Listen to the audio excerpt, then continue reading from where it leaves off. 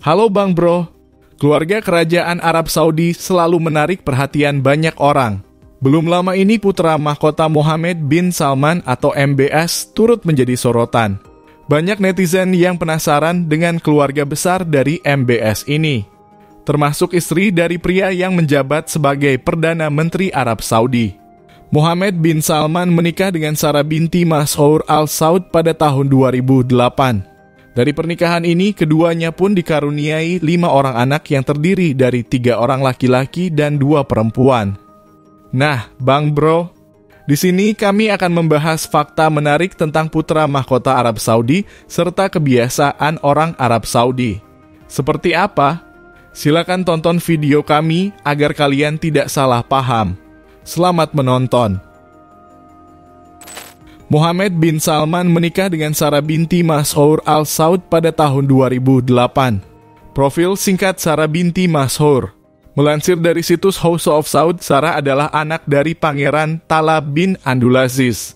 Dirinya pun lahir di Riyadh pada tahun 1973.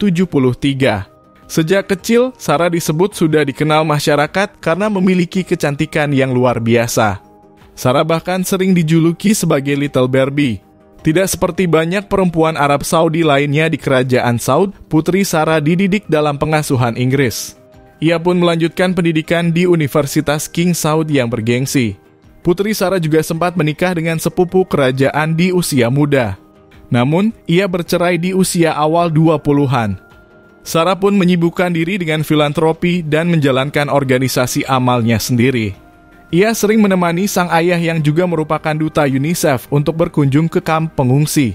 Sayangnya pada tahun 2007, putri Sarah terpaksa mencari suaka politik di Inggris. Hal ini karena sikapnya yang vokal menyuarakan anti korupsi dan ancaman dari kerajaan. Tidak hanya itu, putri Sarah juga berselisih hukum dengan saudara laki-lakinya.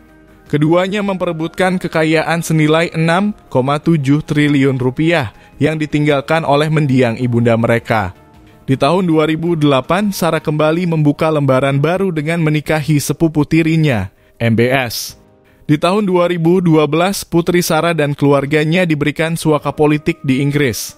Hal ini menjadikannya anggota senior pertama keluarga penguasa Arab Saudi yang mendapatkan hal itu.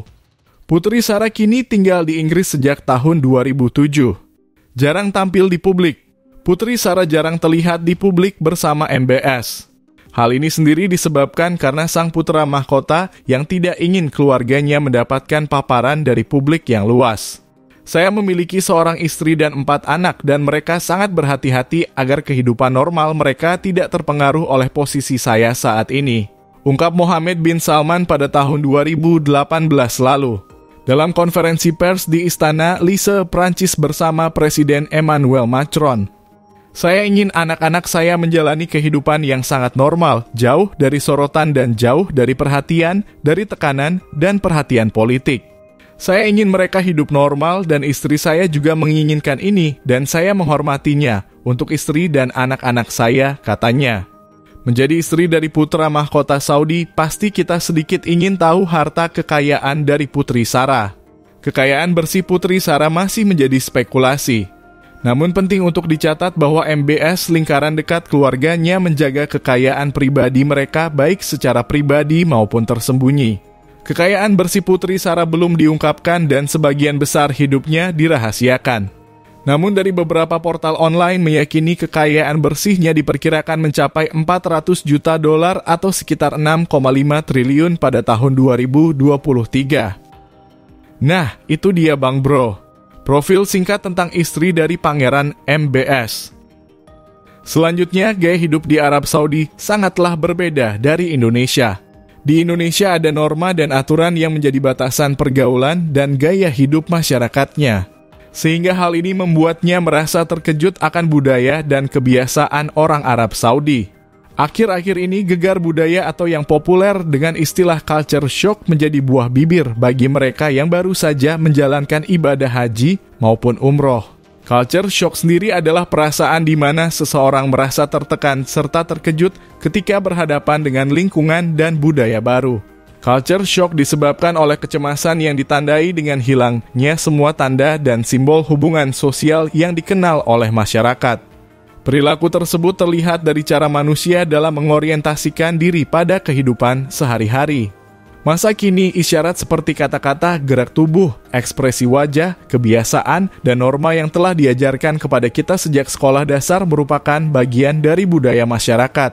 Back to the topic, mereka yang telah menjalankan ibadah umroh dan haji biasanya mengalami culture shock mengenai budaya dan kebiasaan di tanah Arab. Beberapa pengalaman dan fenomena yang mengejutkan mereka diantaranya. Wanita yang sholat tanpa mengenakan mukena. Pengalaman gegar budaya atau culture shock yang satu ini banyak dialami oleh orang Indonesia saat melihat wanita di Arab yang tidak mengenakan mukena saat menunaikan ibadah sholat. Berbeda dengan wanita Indonesia yang selalu menggunakan satu set mukena saat sholat. Wanita Arab hanya mengenakan pakaian yang biasanya mereka pakai dalam kegiatan sehari-hari yang berupa pakaian tertutup seperti gamis dan jilbab yang berwarna gelap. Tidak ada kotak amal di masjid. Masjid maupun mushola di Indonesia umumnya menyediakan kotak amal di sudut-sudut maupun pada pintu masuknya. Namun hal ini berbanding terbalik dengan masjid yang ada di kota Mekah dan Madinah. Kita tidak akan menemukan satupun masjid yang menyediakan kotak amal. Banyak jamaah yang berasal dari Indonesia kebingungan atas tidak adanya kotak amal ataupun kotak infak. Bukan tanpa alasan, infak sudah menjadi kebiasaan orang Indonesia saat menunaikan ibadah di masjid maupun mushola. Lantai Masjidil Haram yang dingin. Orang Indonesia juga kerap dikagetkan dengan lantai Masjidil Haram yang tidak panas walaupun tidak beratap. Banyak dari jamaah yang sudah menyiapkan diri karena melihat kondisi lantai yang luas dan langsung terpapar teriknya sinar matahari. Terlebih lagi paparan sinar matahari di negeri Arab yang jauh lebih menyengat daripada paparan sinar matahari di Indonesia membuat orang-orang memiliki persepsi bahwa lantai masjid tanpa atap tersebut akan menyengat begitu mereka menginjakkan kaki mereka. Sebagian orang mengira bahwa terdapat AC di bawah lantai yang membuatnya tetap sejuk. Namun informasi itu salah. Presidensi Umum Urusan 2 Masjid Suci mengatakan bahwa alasan utama lantai Masjidil Haram tetap sejuk adalah karena menggunakan bahan marmer khusus yang berjenis tasos. Di Arab Saudi, kuburan tidak diberikan kijing dan hanya menggunakan batu nisan sederhana. Di Indonesia, lazimnya pemakaman memiliki kijing yang beragam. Kijing sendiri adalah bangunan di atas makam. Rupanya beragam mulai dari yang mewah hingga yang sederhana. Ada yang mirip batu berundak, bahkan ada juga yang menyerupai rumah kecil di atas makam. Namun hal ini tidak dapat ditemukan di Arab. Makam di sana hanyalah makam biasa yang ditandai dengan sebuah batu kecil dan sederhana sebagai nisannya. Adat kebiasaan yang berbeda. Memegang kepala orang lain di Arab Saudi hal yang biasa, tetapi kebalikannya bagi orang Indonesia dianggap kurang adab. Perbedaan adat dan kebiasaan seperti ini banyak ditemukan dalam kehidupan sehari-hari di Arab Saudi. Contoh lainnya, perangai orang Arab yang sebenarnya ramah tetapi kerap berbicara dengan nada tinggi meski saat bersenda gurau. Berbeda dengan adat di Indonesia yang lebih banyak merendahkan pembicaraan kecuali saat marah. Untuk tidak ada salahnya mempelajari budaya Arab melalui bacaan atau informasi visual yang biasa tayang di televisi Indonesia saat bulan suci Ramadan. Restoran dan bahan makanan Indonesia yang jarang. Bagi pecinta kuliner Nusantara dan sulit berpindah ke menu lainnya, harus siap mendapati langkanya restoran atau bahan masakan Indonesia di mayoritas kota di Arab Saudi. Kecuali di beberapa kota yang banyak bermukim warga Indonesia seperti Jeddah, Makkah, Riyadh, atau Madinah. Selain itu, restoran yang menawarkan menu yang pas dengan lidah WNI akan sulit dijumpai. Begitu pula dengan bahan masakan di pasar atau supermarket sulit ditemukan. Ada beberapa supermarket atau toko yang menjual produk impor dari Indonesia langsung, meskipun tidak lengkap. Sebagai gantinya, harus siap menyesuaikan dengan produk dari negara lain yang paling mendekati seperti Filipina atau India. Warga Indonesia jarang tampak di tempat umum. Warga Arab Saudi lebih akrab memanggil fisik seperti warga Indonesia dengan nama kabayan atau sapaan lain khas Filipina. Ini karena orang Arab lebih akrab dengan warga asal Filipina daripada Indonesia. Karena kedekatan fisik, maka WNI pun akan dianggap sebagai Filipino. Sebab lainnya karena warga Indonesia jarang tampak di tempat-tempat umum seperti mal atau lainnya. Sementara warga Filipina sering berkumpul di tempat-tempat tertentu yang sudah dikenal. Kecuali di masjid, maka wajah-wajah Asia Tenggara akan mudah ditebak mereka adalah WNI, karena sebagian besar Filipina non-muslim yang tidak ke masjid. Maka perbanyak ke masjid agar mudah mencari orang Indonesia, begitu pendapat sebagian orang. Kesimpulannya, mengalami culture shock di tanah Arab dapat menjadi kesempatan belajar dan mendapat pengalaman baru.